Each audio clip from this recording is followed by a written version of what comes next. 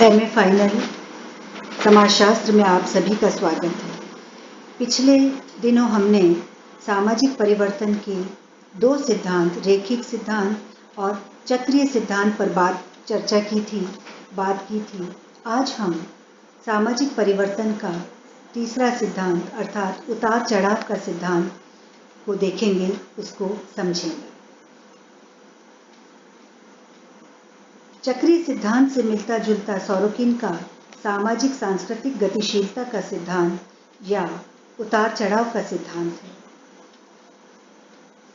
Sorokin ने इस सिद्धांत को रखा था और उन्होंने इसको उतार चढ़ाव की प्रक्रिया के रूप में स्वीकार किया था।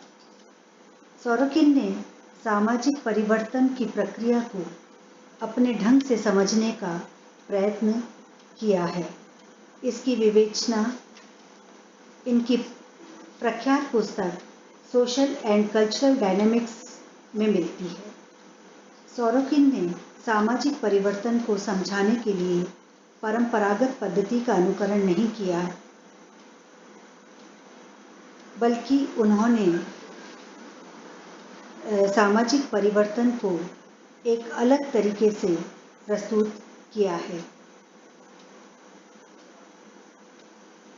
सोरोकिन का मानना है कि ऐतिहासिक दृष्टि से देखने पर यह स्पष्ट पता चलता है कि कोई प्रगति नहीं हुई है, न कोई चक्रीय परिवर्तन हुआ है। सोरोकिन के अनुसार जो कुछ भी है वह केवल मात्र उतार चढ़ाव है। संस्कृति के बुनियादी स्वरूपों का उतार चढ़ाव, सामाजिक संबंधों का उतार चढ़ाव, शक्ति के केंद्रीयकरण का उतार चढ़ाव, यहाँ तक कि आर्थिक अवस्थाओं में सर्वत्र ही उतार चढ़ाव है। इसी उतार चढ़ाव में समस्त सामाजिक घटनाओं और परिवर्तनों का रहस्य छिपा हुआ है। इस रहस्य को समझने के लिए भी सोरोकिन के सिद्धांत को विस्तार से समझना आवश्यक है। सोरोकिन के अनुसार सामाजिक परिवर्तन सांस्कृतिक व्यवस्थाओं के उतार चढ़ाव में व्यक्त होता है। उतार चढ़ाव की धारणा सोरोकिन के सिद्धांत का प्रथम आधार है। यह उतार चढ़ाव दो सांस्कृतिक व्यवस्थाओं, चेतनात्मक संस्कृति तथा भावनात्मक संस्कृति के बीच होता है। दूसरे शब्दों में, जब समाज चेतनात्मक सांस्कृतिक व्यवस्था से भावनात्मक सांस्कृतिक व्यवस्था में या भावनात्मक सांस्कृतिक व्यवस्था से चेतनात्मक सांस्कृतिक व्यवस्था में बदलता है, तभी सामाजिक परिवर्तन होता है। अर्थात तभी विज्ञान, दर्शन, धर्म, कानून, नैतिकता, आर्थिक व्यवस्था, राजनीति, कला, साहित्य, सामाजिक संबंध सब कुछ बदल जाता है।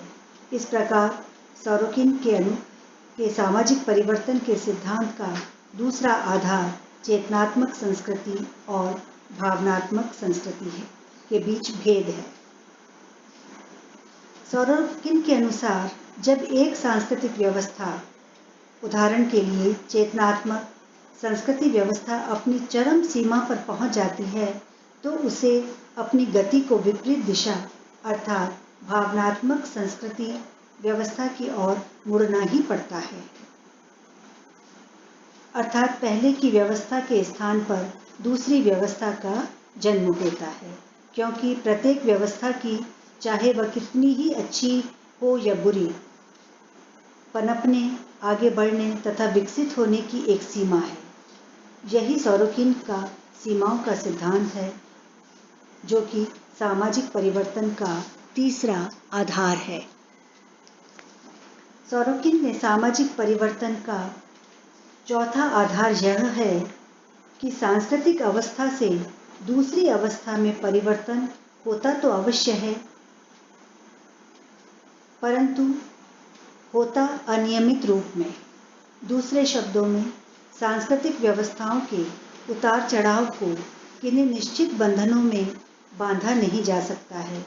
यद्यपि यह सच है कि संस्कृति एक गतिशील व्यवस्था है, फिर भी हम यह आशा नहीं कर सकते कि एक सांस्कृतिक व्यवस्था किसी एक निश्चित दिशा की और स्थायी रूप से गतिशील रहेगी।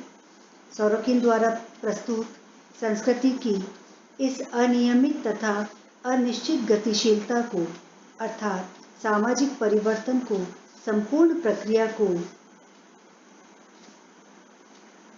सदरलैंड ने रेतीली जमीन पर इधर उधर घूमते हुए एक मुर्गे के बच्चे के साथ तुलना करके समझाया है।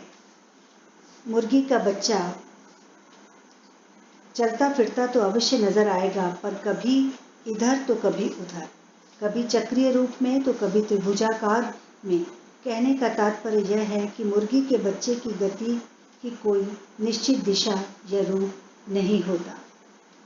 वह अनिश्चित रूप से अपनी दिशा को परिवर्तित करता रहेगा।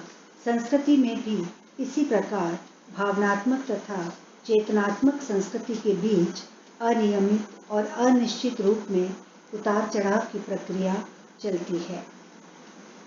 इस उतार चढ़ाव की प्रक्रिया को हम चित्रों के माध्यम से भी नोट्स में जब हम पढ़ेंगे तब इसको देखेंगे।